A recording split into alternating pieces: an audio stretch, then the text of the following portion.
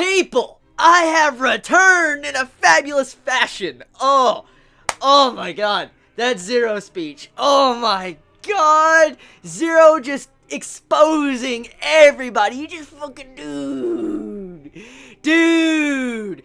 Fucking Zero, man. He just comes in and he's broadcasting to the entire world. He's like, I have returned. Oh my god. Dude, that shit, man, I'm gonna tell you, the inner fangasm when I saw that scene, I was like, oh. Like, when I saw that speech and I saw Zero, like, people have returned, you just see the freaking long-ass speech, you see everybody freaking out, you see Nina freaking out, poor Tableton, by the way, and then you see everybody just getting pissed off, like, Zero has returned, and I'm like, oh, shit, dude. And they're even calling him, like, the 11's king, and I'm like, yo. So, here's the thing. Episode 2, Code Geass R2. Oh, damn. I'm gonna be honest here, real quick, pushing aside my fanboy fangasm from that speech, I'm gonna be real here. This episode really was structured similar to episode 2 of Code Geass, season 1. For instance, the main concept, like the main breakdown of this episode in simple terms, is that pretty much you have it to where Lelouch, he gets a mech, he uses his Geass to get a mech from someone, which happened in episode 2 of season 1, and then he goes on to try to overthrow the enemy forces, for instance, using tactics, strategies, like a chess piece, pretty much, and at the exact same token, he pretty much takes down the enemy leader in the exact same episode. Pretty much the exact same structure as episode 2 of season 1. Now, that doesn't necessarily make this bad, because that ending speech alone... Dude, that fucking ending speech, man, whoa! But the episode, man, it was just, it was similar. It was very similar to episode 2, besides some plot reveals finally clearing up the questions I had after season 1. For instance, we find out how technically Lelouch survived, and Suzaku technically survived, and we also find out what really happened to Lelouch's memories. Now, with this, I was actually kind of shocked to find out that it was actually the Britannian king, Lelouch's father, that was the one that used Geass. I knew it had to be something to do with Geass to remove his memories, because I was thinking about it after episode 1, and I was like, the only thing I could say that could possibly explain this is if, he either went into a coma, had amnesia or something, or someone used Geass on him, and that seemed like the most logical fashion for, Lelouch to forget things. And with this episode... pretty much we find out about this, little brother. The little brother Rolo, I think that's how you say his name. We find out he actually, supposedly has a different angle. I'm guessing he was sent there to watch over Lelouch, because he was actually specifically hunting down Lelouch in this episode, or Zero. And actually is another thing that felt very similar to the season 1 of Code Geass, episode 2. Because, let's look at this. Besides the mech thing, which I already explained, taking down the enemy leader and using tactics and stuff like that, also, the only reason why technically Lelouch's tactics started to fail was because of this other, irregular event coming in. For instance, a person with an extreme mech beating the shit out of Lelouch's soldiers, and then Lelouch has to fight this person. That's exactly what happened in episode 2 of season 1. For instance, Suzaku comes in with his Lancelot and starts fighting Lelouch. So, like I said, very similar. Very, very similar. I don't know necessarily if it was because Sunrise, the studio that actually made this, they made both seasons, I wonder if they actually did this episode in a similar structure because they were just wanting to reference season 1, or was it because they just slightly wanted to be lazy? Now, it's not bad. It's not bad, because like I said, oh, dude, that fucking ending, ooh. But it feels very weird how they're very, very similar. The actual similarities between the two episodes are it's crazy. You can really see it if you watch those episodes one after another. If you see it, you're like, oh, shit. Now, moving past that, pushing that aside, okay?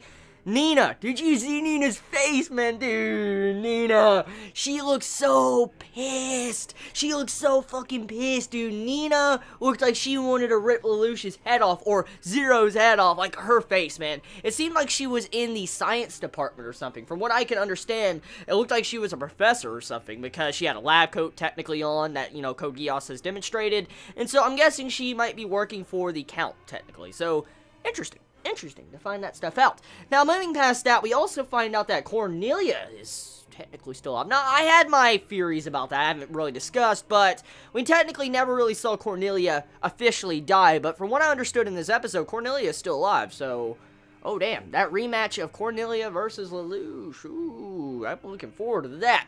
And also, in the ending speech of this episode, you have it where he's like, "I will start the United States of Japan." Dude. Oh, he's already starting his fucking conquest. Like, he's already taken, like, a freaking building. He's like, this building is our country. And I'm like, are you kidding me right now? Like, are you fucking kidding me? Like, this building is his country. I'm like, what? So, I have to say, episode, Code Geass, man. Just the revelations of finding out that, you know, Lelouch's father is a Geass user, and he used memory manipulation on Lelouch. Now, here's the thing, actually, I want to discuss.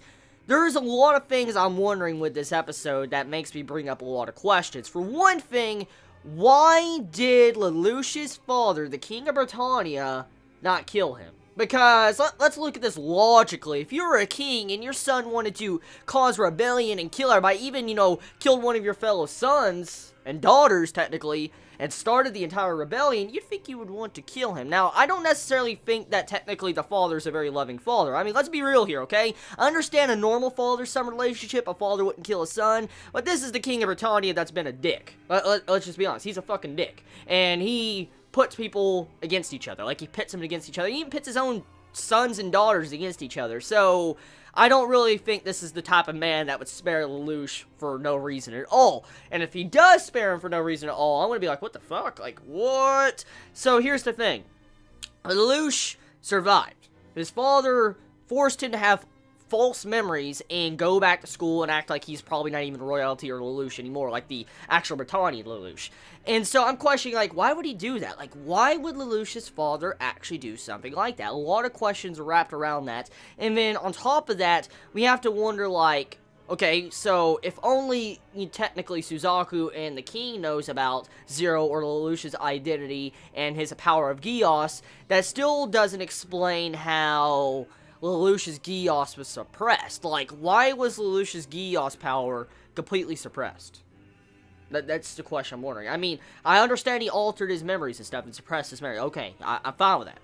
That's understandable. But how was Lelouch's Geass suppressed? Because from what we know from the last season, Lelouch couldn't deactivate his Geass anymore. It was completely always on. He couldn't turn it off. So, how was it turned off, technically? Unless the Britannian king, he actually controls all Geass, like maybe he can manipulate other Geass. I mean, hey, we don't really know the limits of Geass powers. I mean, we've had a memory reader, memory alter type person, and someone that controls someone, so actually, it's really strange. All the abilities we've seen of Geass has been something to do with, like, someone's brain, like their memories, or how, like, what they think and stuff like that. That's really interesting if you think about it. All the Geass powers we have seen is something to do with the mind. Like, for instance, Lelouch, you know, alters their personality through their mind. So, Anyways, moving past that, the thing is, I wonder exactly how his Geass was deactivated. On top of that, what or who is Rolo? Like, I mean, why is he pretending to be Lelouch's brother?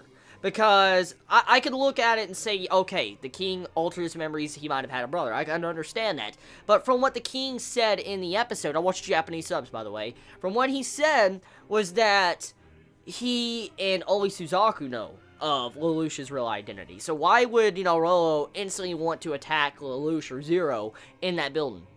A lot of questions. And then on top of that, too, the entire way, like, Suzaku became one of those, like, knights underneath the Emperor, I'm thinking, like, what? Like, there's a lot of prejudice in Britannia. We know for a fact that was demonstrated in the first season, but why is Suzaku in these knights when I know for a fact these knights probably are prejudiced as fuck? I'm willing to bet they are very, very prejudiced because they're the knights of the freaking Emperor. So, I'm thinking, like, Suzaku, you're probably getting a lot of hell for being with these people. So I think that's pretty much all I need to discuss. Pretty much that's everything really, really important. I mean, it's set up for the Revolution or Revolution 2. Cannot wait to see what's going to happen next because it was fucking epic. Oh my god. So tell me your thoughts. Love you. You have a wonderful day or night wherever you live. Please be safe. Chibi out.